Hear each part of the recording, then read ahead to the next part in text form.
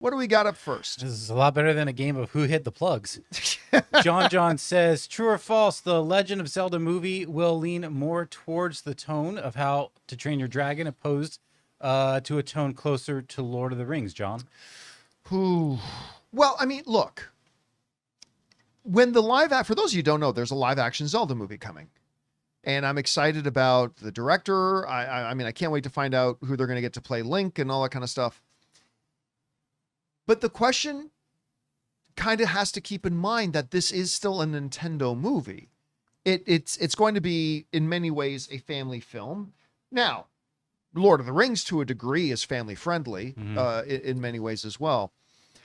I don't mean it to be a cop-out, but I really do believe that the way they're going to approach this movie is by straddling the fence on it. I think it'll and by the way, like How to Train Your Dragon isn't Mario Brothers. How to Train Your Dragon is more kid-friendly, but it's also got action sequences and all that kind of stuff. Good action sequences. I think so. I think it'll be somewhere right down the middle of How to Train Your Dragon, which, by the way, is a great movie. You should go see it. It's in theaters right now. If you haven't gone to see it, it's great. And Lord of the Rings. But to make sure I don't cop out entirely and actually do answer the question, while I believe it'll be somewhere right down the middle of the tone of the two, I think it'll lean a little bit more towards How to Train Your Dragon. And I don't believe in any way that that's a bad thing. So I'll say it will lean more towards How to Train Your Dragon. So I will say true. It will lean more towards How to Train Your Dragon. Rob, what do you think? Well, first of all, it's a tonal issue. I mean, Lord of the Rings at the end of the day is really an apocalyptic story about the end of the world. You know, and if they don't solve this problem of the One Ring, everyone's going to die. First of all, I would say, like you, it would lean more toward How to Train Your Dragon, but I would compare it more to, I would think it would be more like Dungeons and Dragons. Oh yeah. You know, like it would have Dungeons and Dragons. The Honor Among Dragons Thieves movie. Yeah, and so that film was it was fun. It was family friendly, but it was still more adult oriented. And there was real peril there because the Zelda franchise, it's a fun franchise. I mean, it's fantastical, and it's, like you said, it's Nintendo. And I think that Dungeons and Dragons movie would be the way to go. I think it's got to have a little bit more of an edge than How to Train Your Dragon, but I agree with you that it's got to go in that direction.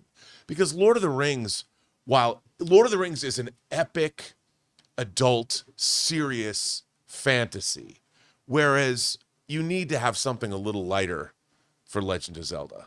Yeah. You know? But damn it, now you've reminded me of that Dungeons and Dragons Honor Among Thieves movie. It's so much fun. They did such a great job making that movie. And Yeah. you know, we're just talking about ballerina and stuff, and nobody went to go see it. I get it. I got so many people wrote in questions before the movie came out, say, John, I've never played D&D. I don't think I'm going to get the movie. I totally get that. I do. But man, if you guys have still not watched that Chris Pine Dungeons and Dragons movie, it's a load of fun.